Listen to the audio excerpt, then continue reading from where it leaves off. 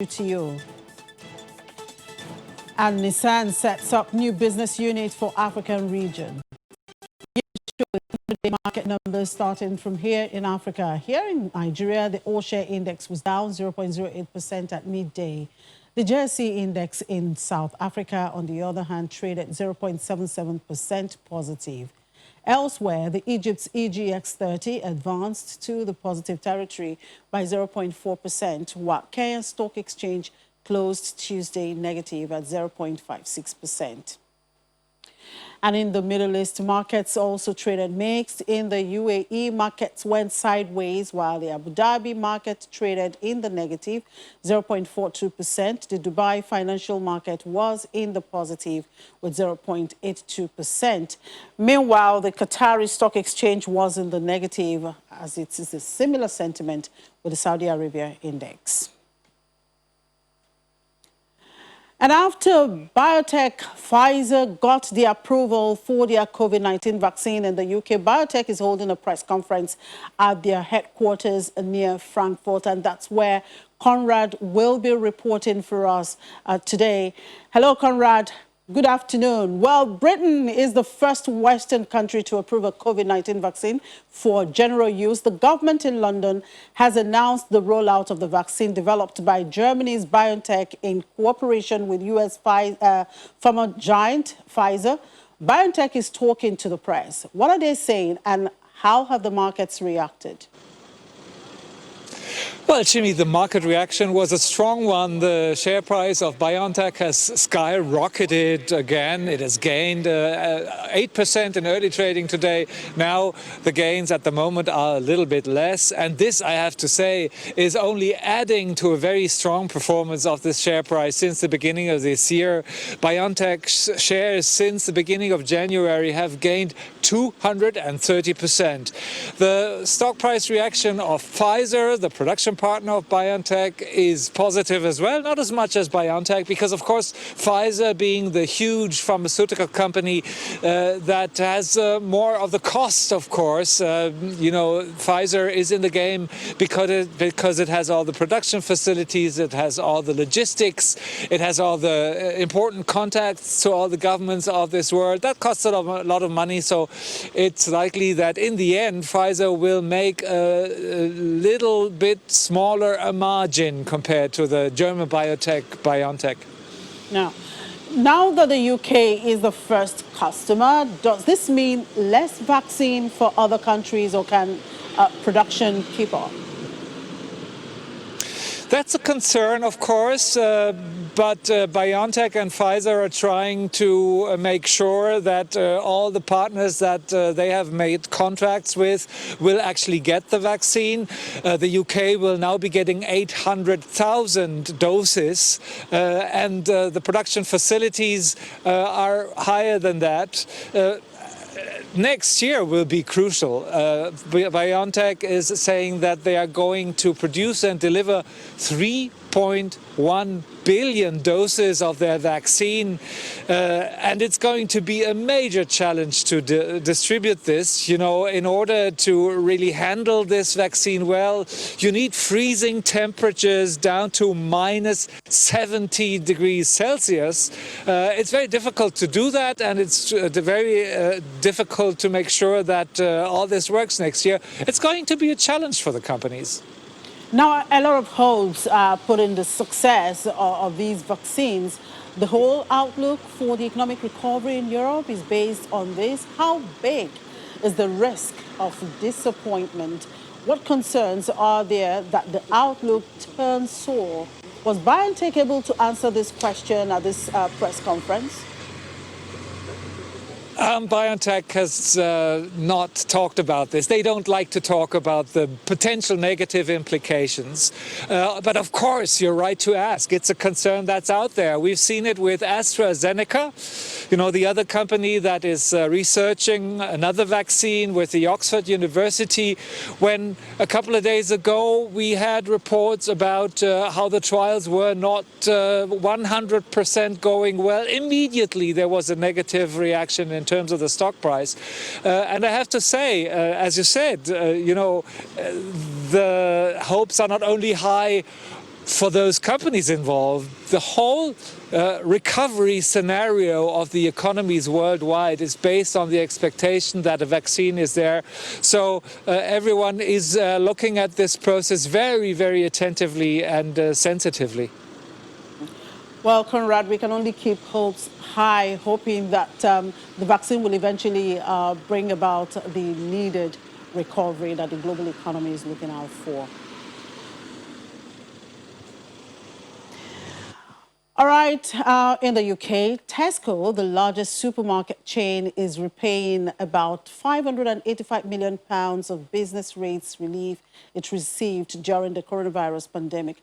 For more on these and other stories, let's bring in Juliana now. Hello, Juliana. Good afternoon. Well, shares in Tesco dipped by around 1% on the London Stock Exchange following this morning's announcement. Now it looks like investors are panicked by this morning's U-turn on business rates relief, or are they?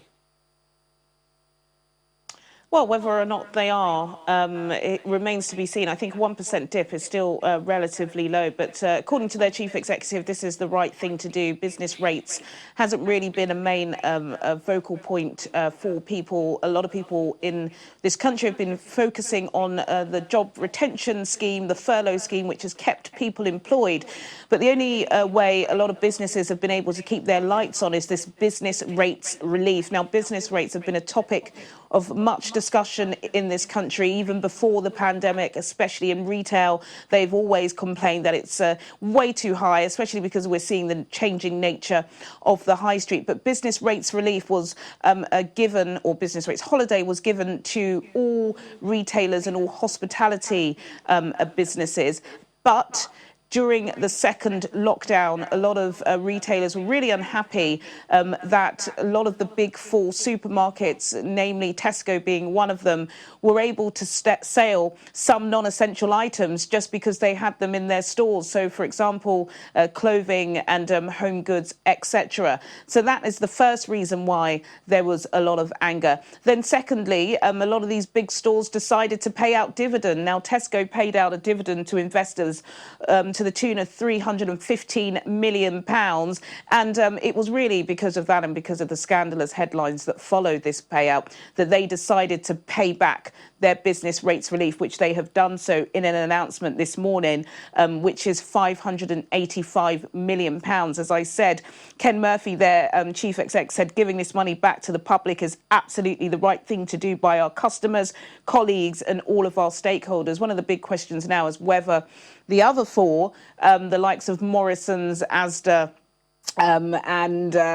which other one? Morrison's, Asda, and the others, such as Lidl and Aldi, will do the same thing. It is a topic of big discussion, but considering that a lot of the supermarkets really benefited from the lockdown because, of course, lots of people were stockpiling, it's only right that they put the money back in the public purse. In the meantime, we saw queues also forming outside other retailers on Oxford Street before this morning's reopening, including outside Debenhams, which faces liquidation. What's going on there? Well, what's going on, Jimmy, is that people are shopping. People are shopping, you know. They've not been able to do so for the past 4 weeks. Of course, we've been in a lockdown.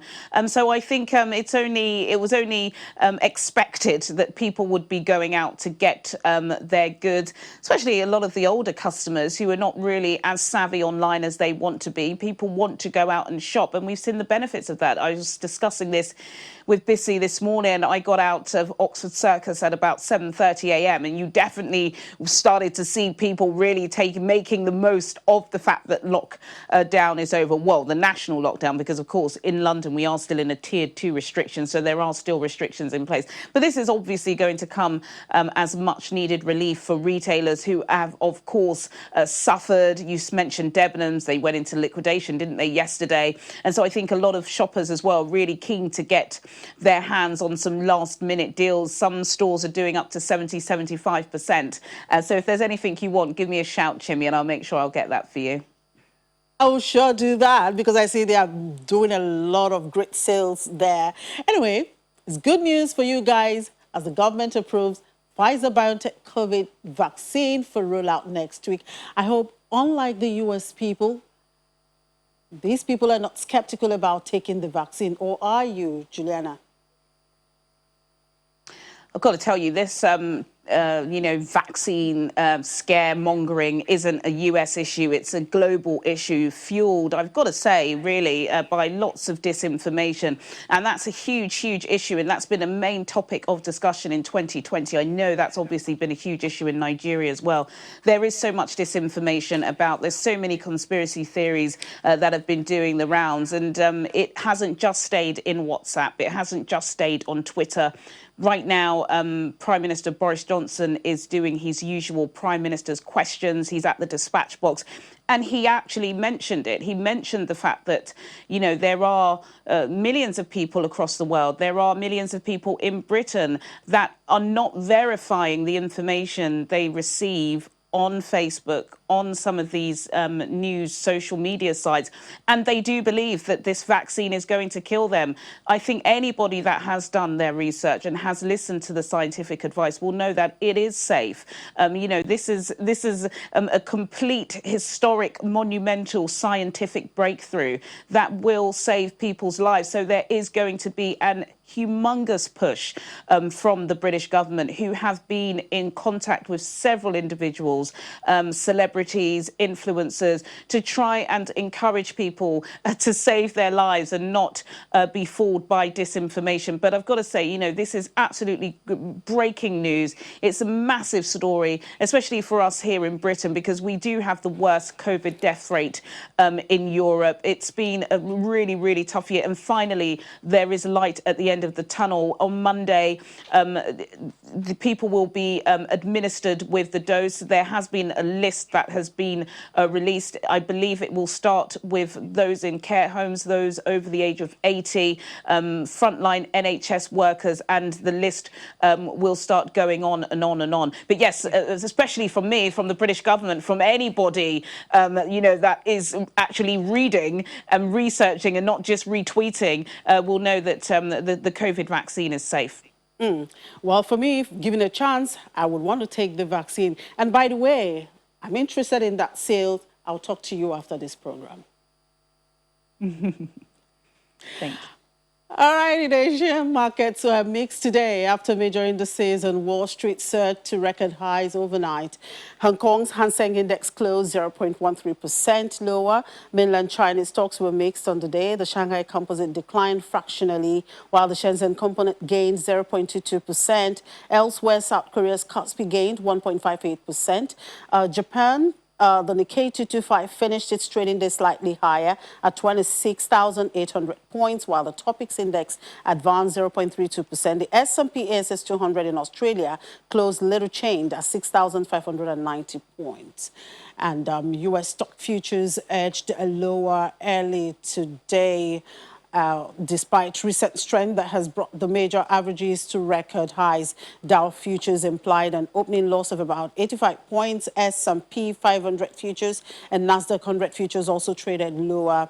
Stocks are coming off their best month in more than 3 decades. The Dow gained more than 11% in November, notching its best one-month performance since January 1987. The S&P 500 and Nasdaq Composite rose 10.8% and 11.8% each for their strongest monthly advances since April. November's rally was bolstered by positive vaccine news from several pharmaceutical companies. The developments pushed investors into stocks that hinged on a strong economic recovery. And of course, private payrolls data from ADP will be released this morning. That's 8:15 a.m. Eastern Time. That should be out by now. Economists, of course, polled by Dow Jones are expecting 475,000 private jobs were added in November compared to the 365,000 added in October. All right, we'll take a break. And of course, when we come back, we look at Ghana's economy as they prepare for their elections, as well as other stories from the African continent. To stay with us. On December 7, Ghana will hold its presidential and parliamentary elections. However, the future of Ghana's economy has remained on the minds of its citizens. The President Akufo-Addo, who is also seeking re-election, has been touting economic growth during his current 4-year term in office, as well as the streamlining of government services. All right, let's hear from a Ghanaian and the founder of the Nobel International Business School in Accra, Professor Kwaku Atuahene Gema. Thank you very much, Professor. Thank you for joining us on the program today. Thank you for having me. So Ghana's election is coming at an unprecedented time. The coronavirus that has ravaged the global economy haven't listened to the electoral campaigns of the candidates. What strategy do you think they have for the post-pandemic era of the economy? So it's very interesting that both political parties, the major political parties, are actually relying on their past performance in government as a beacon to what potentially they might do in the future in terms of strategies. For example, the incumbent government, the NPP government, is emphasizing its achievements in the free SHS policy, the management of the COVID situation, particularly in terms of the rebates and other things that they gave to the population. While the NDC, the opposition party, is kind of in a bit of a limbo because of the fact that they've left government 8 years ago. So they are more kind of over-promising in terms of free education and all that. So in terms of strategy, you don't see anything concrete. It's just they're relying on their past performance as a beacon for the future. Now, the electoral campaign, just as you said, has been dominated, of course, by the economy, infrastructure development, education, of course, corruption and debt relief. What for you as a Ghanaian is critical at this time? To be honest with you, what is critical may not necessarily be the infrastructure, the management of the economy and all that. What I think is really critical at this moment, given the polarization of the population in terms of, major policy issues, is confidence in government, confidence in government institutions, governance institutions. People want to see, transparency and trust in what governments do.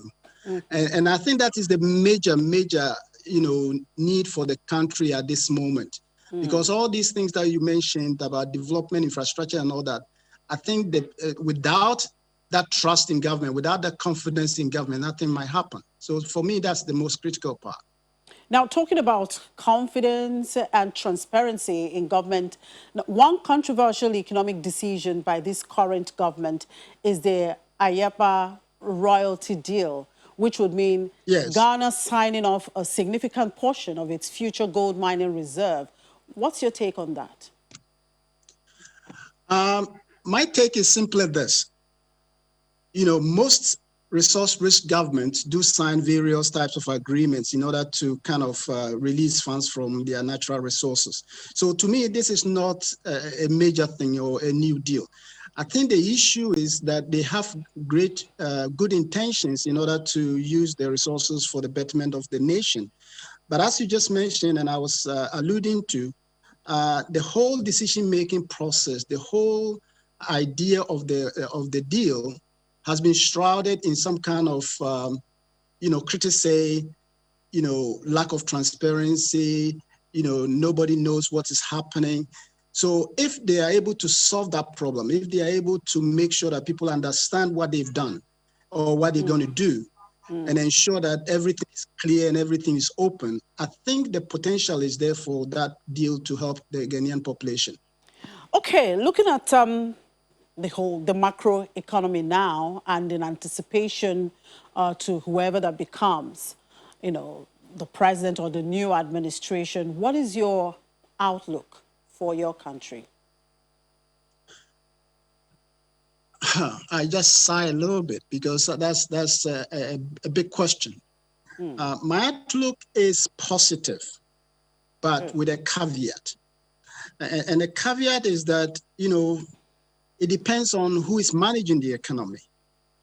And some critics say that the incumbent government, the current government, has probably shown a bit of astuteness in managing the economy than perhaps the NDC. But of course, this is the incumbent government, so you will say that, won't you?